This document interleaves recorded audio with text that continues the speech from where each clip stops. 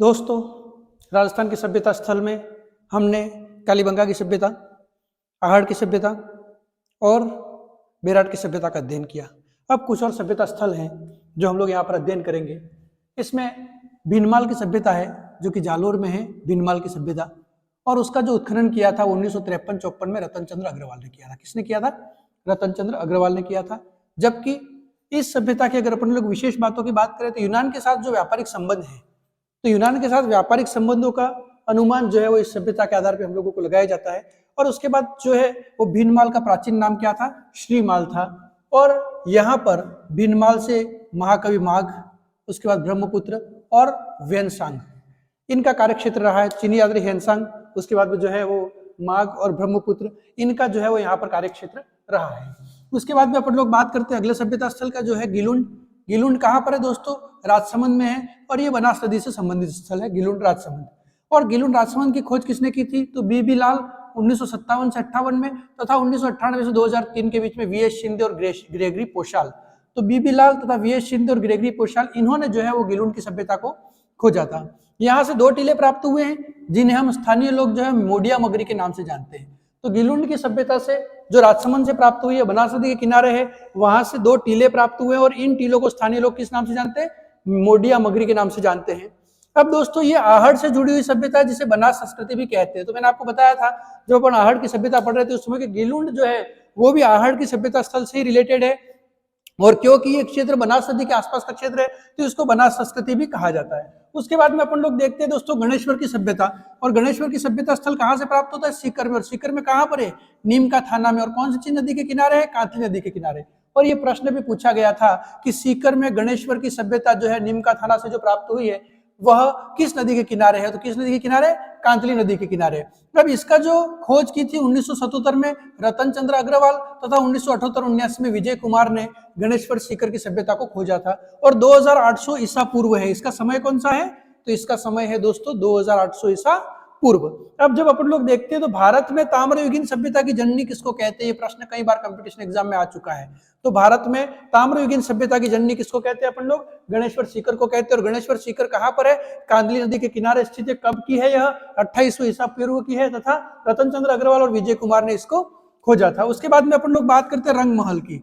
रंगमहल कहाँ पर है दोस्तों? हनुमानगढ़ में है। और हनुमानगढ़ में रंगमहल जो है, तो इसको रंगमहल क्यों कहा गया? उसके पीछे का कारण ये कि लाल रंग के पात्र यहाँ पर मिले हैं जिसके ऊपर काले रंग की डिजाइन की हुई है। तो लाल रंग के पात्र हैं और उनके ऊपर काले रंग की डिजाइन के कारण इसको क्या नाम रखा गया? इसका रंगमहल कहा गया इसको। और कुषाण कालीन जो शासक थे उनके सिक्के और मिट्टी की मोहरें प्राप्त हुई हैं, इसके कारण कुषाण कालीन सभ्यता के समान भी माना जाता है। तो राजस्थान में कुषाण कालीन सभ्यता के समान सभ्यता स्थल किसको माना जाता है? तो किसको माना जाता है? रंगमहल, हनुमानगढ़ को। और इसकी खोज किसने की थी? तो इसकी खोज की थी 1952 से 54 के बीच में स्वीडन के हन्ना रिड ने। किसने की थी? स्वीडन के हन्ना रिड ने 1952 से 54 के बीच में इसकी खोज की थी। ठीक है, अब फिर अपन लोग आगे बढ़ते हैं। अगली सभ्यता है नगरी। नगरी कहाँ पर है? ये चित्तौड़गढ़ में है। और चित्तौड़गढ़ में जो ये नगरी है, इस नगरी को अपन लोग जो है वो मध्यमिका के नाम से भी जानते हैं। तो कई बार आपके ये प्रश्न भी आता है कि नगरी का प्राचीन नाम क्या है? तो चित्तौड़गढ़ में जो नगरी है उसका प्राचीन नाम क्या है? मध्यमिका है। तो चित्तौड़ के पास स्थित नगरी को पाणिनि जो है संस्कृत विद्वान, उसकी पुस्तक है अष्टाध्यायी, उसमें इसको क्या नाम दिया गया है? मध्यमिका दिया गया। क्या नाम दिया गया इसको? मध्यमिका दिया गया। और इसकी खोज किसने की थी? तो 1872 में कार्लाइल ने इसकी खोज की थी और इसका उत्खनन किया था आर.बी. भंडारकर और के.बी. सौंदरराजन ने। ये आप लोगों को ध्यान में रखना है कि नगरी की सभ्यता जो चित्तौड़गढ़ में नगरी से जो प्राप्त हुई है, 1872 में कार्लाइल ने इसकी खोज की और इसका उत्खनन आर.बी. भंडारकर तथा के.बी. सौंदरराजन ने किया था। और इसका प्राचीन नाम क्या था? मध्यमिका था। उसके बाद में अन्य कुछ महत्वपूर्ण स्थलों के बारे में हम लोग चर्चा कर लेते हैं। तो इसमें इसवाल करके एक स्थान है जो उदयपुर में है। और इसमें इसका महत्व क्यों है? क्योंकि यहाँ पर जो है वो लोहा गलाने के प्रमाण प्राप्त हुए हैं। तो इसवाल उदयपुर की प्राचीन औद्योगिक बस्ती है और यहाँ से लोहे गलाने के प्रमाण प्राप्त हुए हैं। उसके बाद में एक है आप लोगों के बालाथल। बालाथल भी कहाँ पर है? ये भी उदयपुर में। उदयपुर की किस तहसील में है? तो वल्लभनगर तहसील में है। तो उदयपुर के वल्लभनगर तहसील में जो बालाथल प्राप्त है, इसका उत्खनन किसने किया था? 1993 में पूना के प्रोफेसर वी.एन. मिश्र ने। किसने किया था? Professor VN. मिश्र ने इसका उत्खनन किया था। उसके बाद है सभ्यता स्थल भागोर। भागोर कहाँ पर है? तो भागोर भीलवाड़ा में है। और भीलवाड़ा में किस नदी के किनारे है?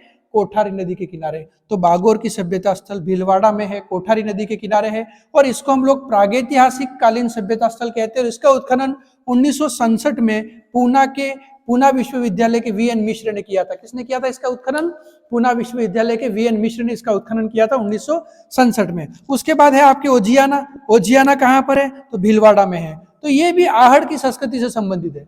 तो आहड़ की संस्कृति से संबंधित गिलुंड भी हो गया, ठीक है। उसके बाद में अपन लोग देखते हैं तो आहड़ की सभ्यता से संबंधित ओजियाना भीलवाड़ा भी हो गया। और ये जो है वो आहड़ की सभ्यता है अथवा आहड़ की संस्कृति से संबंधित पुरातात्विक स्थल है। उसके बाद में एक आपके तिलवाड़ा है। तिलवाड़ा कहाँ पर है? बाड़मेर में है, और ये लूनी नदी के किनारे, और इसकी खोज किसने की थी? वी एन मिश्र ने। तो तिलवाड़ा कहाँ है? बाड़मेर में है। किस नदी के किनारे? लूनी नदी के किनारे, और इसकी खोज किसने की थी? वी एन मिश्र ने की थी। उसके बाद है सुनारी की सभ्यता। सुनारी कहाँ पर है? झुंझुनू में है। झुंझुनू में कहाँ पर है? खेतड़ी के निकट है, ठीक है। और कौन सी नदी के किनारे है? ये कांतली नदी के किनारे है। और यहां से भी लोहे के निर्माण की भट्टियां प्राप्त हुई हैं। तो लोहे के निर्माण की भट्टियां एक तो सुनारी झुंझुनू से प्राप्त हुई हैं, उसके बाद में जो है वो इसवाल उदयपुर से जो है वो लोहे गलाने के प्रमाण प्राप्त हुए हैं। उसके बाद अपन लोग बात करते हैं नोह। नोह कहाँ पर है दोस्तों? भरतपुर में है, और यहाँ ताम्रयुगीन सभ्यता स्थल प्राप्त हुआ है। और ताम्रयुगीन सभ्यता स्थल जो नोह भरतपुर में प्राप्त हुए, तो इसकी खोज कब की गई थी? 1963-64 में। और किसके द्वारा की गई थी? रतन चंद्र अग्रवाल के द्वारा इसकी खोज की गई थी। अब फिर अपन लोग बात करते हैं जोधपुरा की सभ्यता। नाम जोधपुरा है, लेकिन कहां से प्राप्त हुई है? ये जयपुर से प्राप्त हुई है। और कौन सी नदी के किनारे है? तो साबी नदी के किनारे है, और यहां से भी लोहे की भट्टियां प्राप्त हुई। तो जोधपुरा की सभ्यता जयपुर साबी नदी के किनारे लोहे की भट्टियां प्राप्त हुई है। उसके बाद में सुनारी झुंझुनू लोहा निर्माण की भट्टियां प्राप्त हुई है। इसवाल उदयपुर लोहा गलाने के प्रमाण प्राप्त हुए हैं। उसके बाद में और भी कुछ सभ्यता स्थल है। बरोर है। बरोर कहां पर है? गंगानगर में है। नलियासर। नलियासर कहां पर है? सांबर जयपुर में है। नगर कहां पर है? टोंक में है। टोंक में ही निवाई के निकट एक और है रेड, यहां से भी सभ्यता स्थल प्राप्त हुआ है। आलनिया कहां पर है? कोटा में है। इंद्रगढ़ कहां पर है? बूंदी में है। उसके बाद में अपन लोग देखें तो सिंधी तालाब कहां पर है? चित्तौड़गढ़ में है। अहिल्याबाई का कुआं कहां पर है? भरतपुर में है। ये कुछ सभ्यता के स्थल हैं। उसके बाद लघु पाषाणकालीन संस्कृति के स्थल कहां पर है राजस्थान में? तो एक तो सोजत से है, धनेरी से है, और तिलवाड़ा बाड़मेर से है ना। सोजत पाली, धनेरी और तिलवाड़ा बाड़मेर से प्राप्त हुए। और लोह युगीन सभ्यता के स्थल कहां से प्राप्त हुए? नोह भरतपुर से लोह युगीन सभ्यता के स्थल प्राप्त हुए। जोधपुरा जयपुर से लोह युगीन सभ्यता के स्थल प्राप्त हुए, और सुनारी झुंझुनू से भी लोह युगीन सभ्यता के स्थल प्राप्त हुए हैं। उसके बाद पाषाणकालीन स्थलों की अगर अपन लोग राजस्थान में बात करते हैं दोस्तों, ठीक है, तो ये पाषाणकालीन स्थल कहां पर है? तो पूरा पाषाणकालीन स्थल सबसे पहले आता है। तो पूरा पाषाणकालीन स्थल कहां कहां पर है? डिडवाना, जायल, विराटनगर, इंद्रगढ़, भानगढ़ और दर, ठीक है। तो पूरा पाषाणकालीन स्थल डिडवाना, जायल, विराटनगर, इंद्रगढ़, भानगढ़ और दर। उसके बाद में मध्य पाषाणकालीन स्थल कहां पर है? तो मध्य पाषाणकालीन स्थल है आपके बागोर, उसके बाद तिलवाड़ा और विराटनगर, ये तीनों मध्य पाषाणकालीन स्थल हैं। उसके बाद में नव पाषाणकालीन स्थल कौन कौन से हैं? तो आहड़, गिलुंड और कालीबंगा, ये तीनों ही नव पाषाणकालीन सभ्यता के स्थल हैं। और पाषाणकालीन सभ्यता के स्थल कौन कौन से हैं? तो बागोर और तिलवाड़ा, ये दोनों ही पाषाणकालीन सभ्यता के स्थल हैं। इस प्रकार से ये हुए राजस्थान के प्रमुख सभ्यता स्थल। धन्यवाद, शुभकामनाएं।